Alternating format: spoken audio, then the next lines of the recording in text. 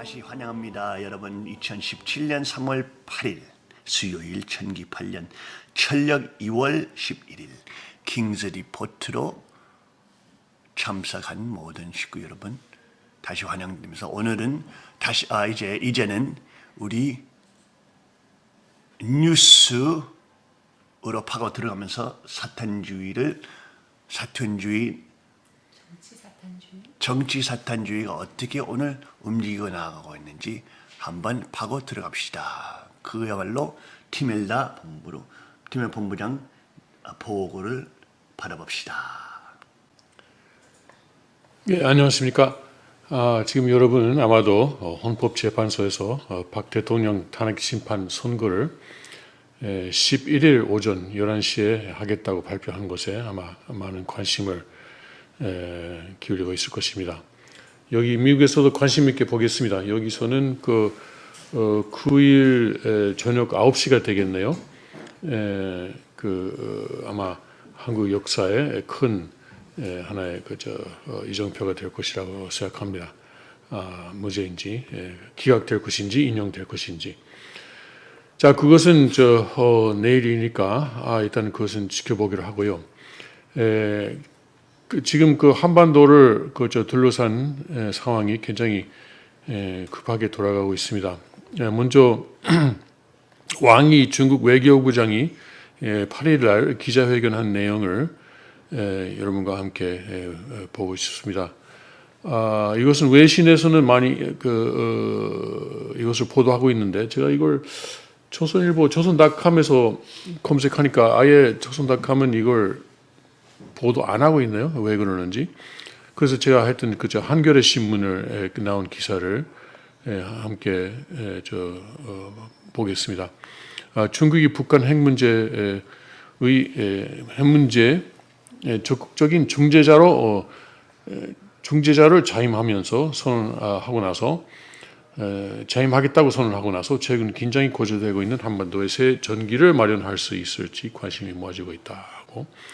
왕이 중국 외교부장은 8일 날 기자회견에서 북한과 한미가 각각 한반도 긴장을 높이고 있다며 속도를 늦추지 않고 마주 달려오는 열차에 비유했다. 이건 재미있는 비유죠. 첫째 이거 그리고 중국의 역할은 뭐냐? 중국의 역할이 이렇게 말했어요. 열차 선로를 옮기는 사람이다. 그러니까 양쪽의 갈등을 조정해 대화 협상을 통한 병행 주진이라는 말을 썼고요.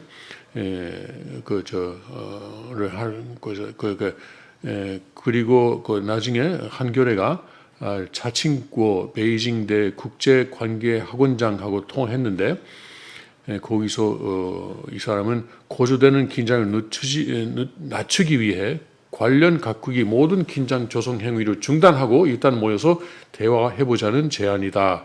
이렇게 외교부장의 말을 해설했습니다. 여기서 재미있는 것은 중국은 여기 보니까 자기들은 좋은 사람이고 책임 있는 사람이고 북한과 한미가 좀 무책임한 세력이다 이렇게 이해할 수 있는 표현을 하고 있습니다. 그러니까 각각 이제 속도를 늦추지 않고 마주 달려오는 열차와 같다. 한쪽에서는 북한이 달려오고 한쪽에서는 한미가 달려오고 이걸 그대로 하면은 중단할 것 같다. 그러니까 중국은 선로를 살짝 옮기고 서로 비켜가게 해야 할 역할이다. 이렇게 외교부장이 말한 거죠. 그런데 이렇게 된 이유가 뭡니까? 중국에 있지 않습니까? 이렇게 된 이유가 중국에 있다고 봐야 될 것입니다. 그동안 계속 국제사회에서 중국에서 북한에 대해서 어떻게 하라고 요구하고 있지만 중국은 자기 나라 이익만을 챙기고 이것을 이렇게 긴장이 고조될 때까지 그냥 놔두고 왔습니다. 이제 얼마 전에 또 이제 석탄 수입을 중단하겠다고 하지만 그것은 뭐냐면은 작년 11월에 UN 안보리의 제재 결의 안에 제재 결의에 따른 것입니다. 그러니까 작년 유엔이 11월에 결정한 내용을 인제서 이행하는 거예요. 중국이 지금 뭐 3월인데 그러니까 그냥 천천히 느긋하게 하다가 아이고 이거 열차가 충돌하겠네요. 어떡하죠? 이제 와서 이렇게 이런 말을 하고 있는 거예요. 그리고 북한, 한미 이것을 같은 레벨에서 해설하고 있는 것도 이상하고요. 중국은 이제 왜 이런 발언을 했을까요? 이거 중국은 이제 다른 외신을 보니까 한미가 연합 훈련을 중단하면 북한은 핵 개발을 중단할 것이다라는 말도 왕이 외교부장이 이 같은 기자회견에서 말했답니다. 여기 한겨레는 안 나오지만 다른 외신에서는 그렇게 보도되고 있습니다. 이거 중국이 이것은 말도 안 되는 소리라는 것을 알면서도 그렇게 하는 거죠. 여러분 1949년 6월에 미군이 한반도에서 완전 철수했죠. 그리고 1950년 1월에 미국의 당시 국무부 장관 딘 애처슨이 미국이 아시아에서 방위선은 일본에서 대만, 필리핀으로 이어지는 선이다라고 말하고 사실상 한반도를 포기한다고 해설될 수도 있는 발언을 했습니다. 그렇게 하니까 김일성은 곧바로 소련으로 달려가고 중국 달려가고 지금 이때가 적화 통일의 가장 좋은 기회입니다 해가지고 6월 25일 날 새벽에 6.25 전쟁을 일으킨 거 아닙니까? 미국이 후퇴했으니까 미국이 그런 발언을 통해서 한반도를 포기하는 의사를 나타냈기 때문에 북한이 그런 것입니다. 그러면 지금은 어떻습니까? 미국이 후퇴하면은 미국이 한미가 연합 훈련을 중단하면은 북한이 알겠습니다. 그러면 핵은 우리가 중단하겠습니다. 이럴 것 같아요. 말도 안 되는 소리죠. 중국도 말도 안 된다는 것을 알고 있습니다. 그러면 왜 중국은 이런 말을 할까요? 중국은 이제 자기들이 아시아의 영주다. 자기들이 이제 아시아의 평화를 지키는 것이다. 그런데 그것은 박스 중국이죠. 중국이 이제 중국의 힘으로 강제로 펼치는 평화를 말을 하는 것이죠. 중국은 이제 여러분 생각하십시오. 북한의 인구가 1,800만이다, 2,000만이다. 이렇게 나오고 있습니다만 사실 그동안 너무 많은 사람들이 죽었기 때문에 그것보다도 적을 수도 있습니다. 근데 옆에 있는 중국의 연영성의 인구가 4,600만 정도 되니까 북한은 그보다도 훨씬 더 적습니다. 중국이 북한을 자기들의 하나의 또 하나의 성으로 다루려고 하면은 얼마든지 그렇게 할 수 있을 것입니다. 사실 그것이 가장 걱정되는 시나리오이죠. 중국이 아예 북한은 여러 가지 시끄럽고 문제가 되니까 아예 우리 땅으로 해보자. 합병까지 안 가도 괴뢰 정권을 거기다가 세우고 중국이 마음대로 할 수 있는 그런 정권을 세우자. 이렇게 하면 어떻게 됐습니까? 그러면 한반도의 통일은 사실상 불가능하게 되는 거죠. 적화 통일 모르지만 통일 적어도 민주주의 체제를 중심으로 하는 통일은 불가능한 상황이 될 것입니다. 그런데 지금 놔둘 수도 없고 지금 한반도에서 앞으로 좋은 시나리오를 전망하기가 매우 좀 어려운 상황입니다. 그리고 그 외에도 김정남의 아들 김한솔 군으로 추정되는 사람이 유튜브에 동영상을 올리고 나는 지금 살아있다. 미국하고 중국하고 네덜란드 그리고 또 하나의 말할 수 없는 나라가 나를 도와주고 나의 가족을 도와주고 지금 어머니하고 여동생하고 같이 살고 있다. 이런 동영상을 올렸습니다. 김한솔이면은 김일성의 그 일가의 장손이죠. 그러니까 그 중국에서 그런 괴뢰 정권을 세우려면은 김한솔을 거기다가 뭐 세우는 것도 없죠. 지금 20대 초반에 아주 젊은 그 청년이지만 그래도 그런 가능성이 있습니다. 이 김한솔이라는 사람이 앞으로 어떤 인생 길을 걸어갈지 참 지켜볼 만합니다.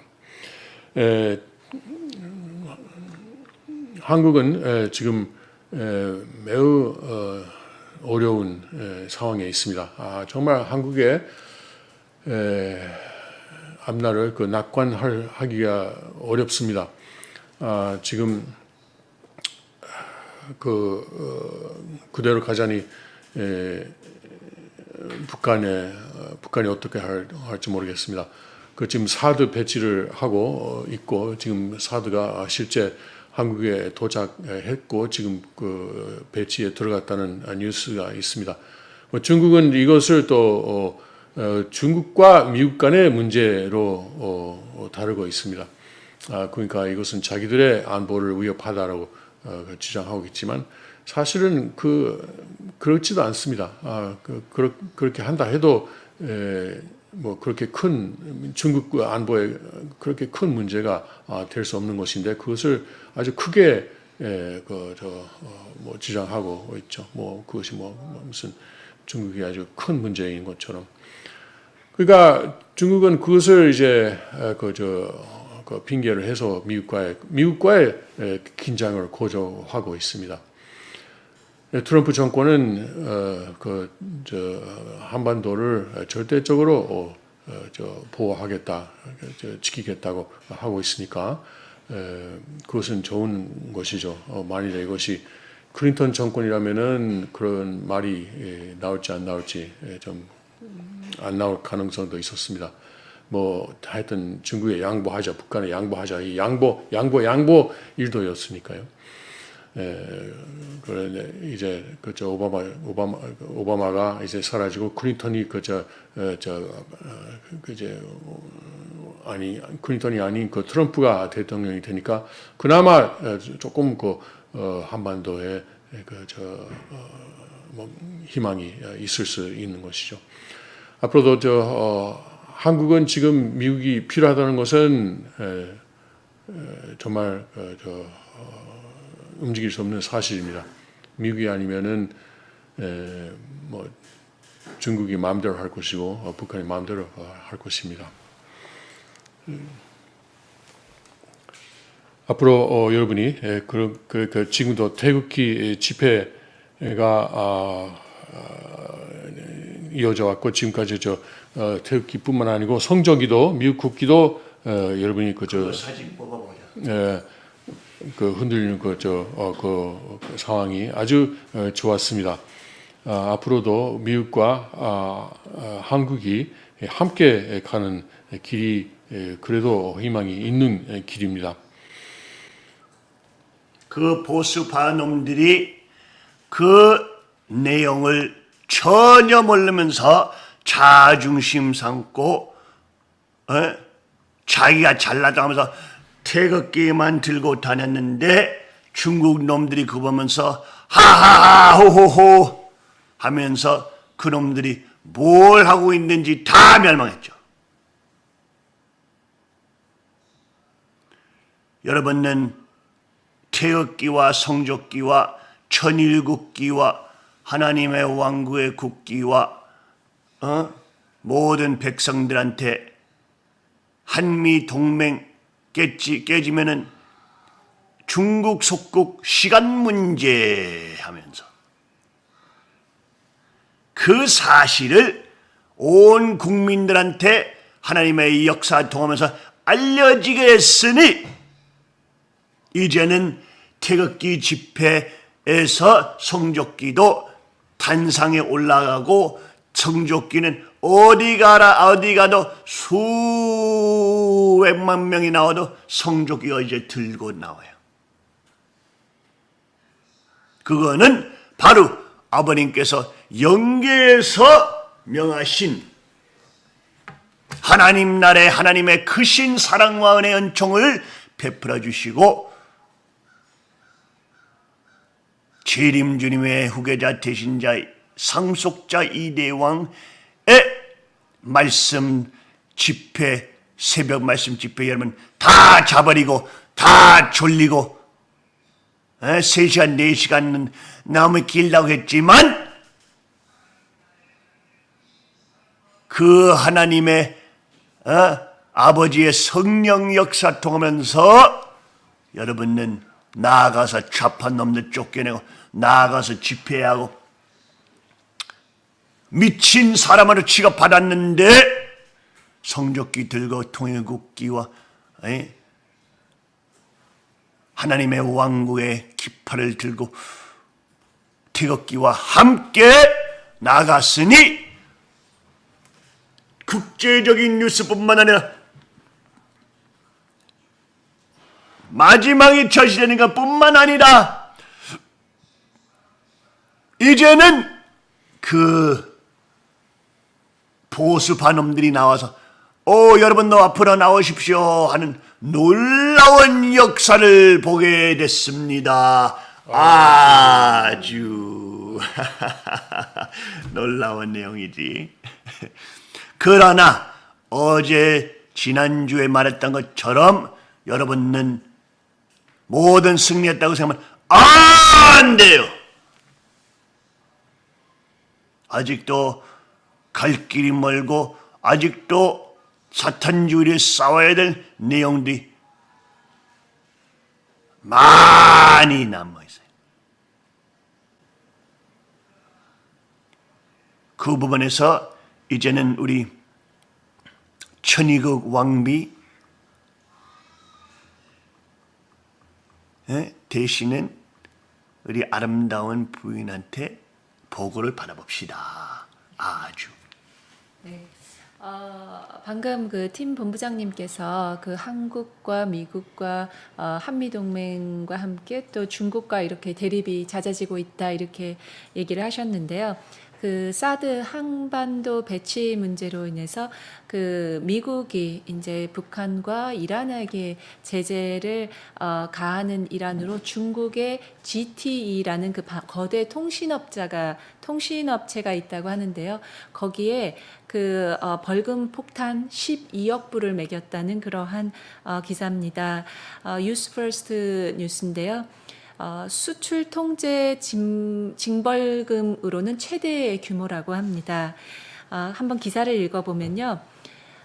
미국 정부는 북한과 이란의 제품을 판매, 미 수출 통제를 어긴 중국 거대 통신업체 GT1에게 약 12억 달러, 한국 돈으로는요 1조 3,700억 원이라고 합니다. 그런 벌금을 내렸다고 미 관리자들은 7일 밝혔습니다.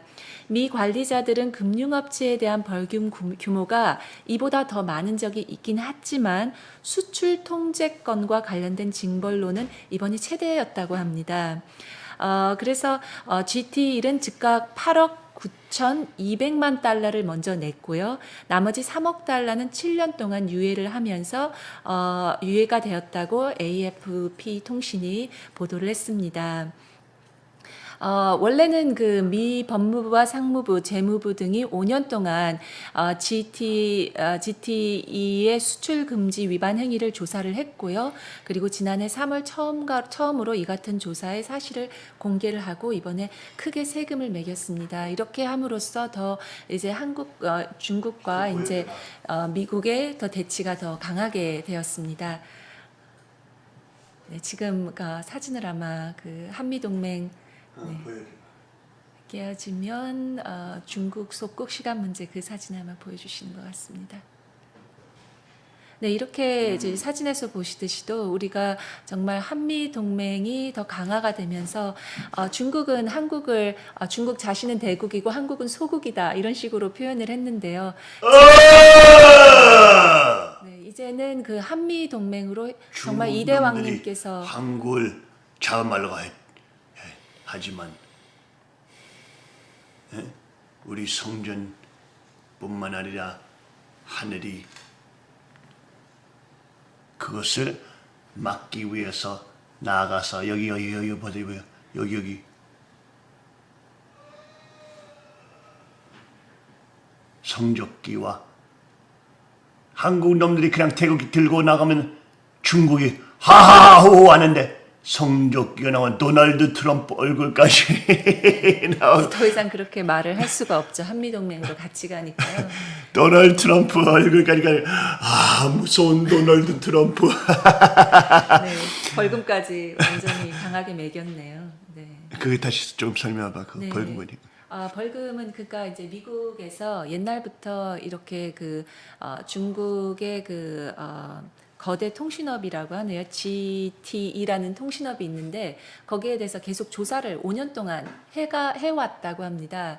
그런데 이렇게 좀 가지고 있다가 이제 이 한반도의 사드 배치가 결정이 되고 이 사드가 들어오면서 이렇게 아주 그 임팩트가 가장 클 때 이거를 이렇게 탕 터뜨렸다라는 그런 견해도 지금 이렇게 있습니다. 그런데 이제 월버 로스 상무장관은 성명을 통해서 경제 제재와 수출 통제업을 어길 경우 처벌을 결코 피하지 못하고 가장 혹독한 대가를 치르게 될 것이다. 이렇게 중국한테 위협을 했습니다. 그럼 그는 트럼프 행정부에서 미 국가안보와 미 노동자들의 보호 두 가지 목적을 위해서 강력한 무역 정책을 적극적으로 집행할 것이다라고 말했습니다. 그래서 이제 중국이 이 거대 통신 회사가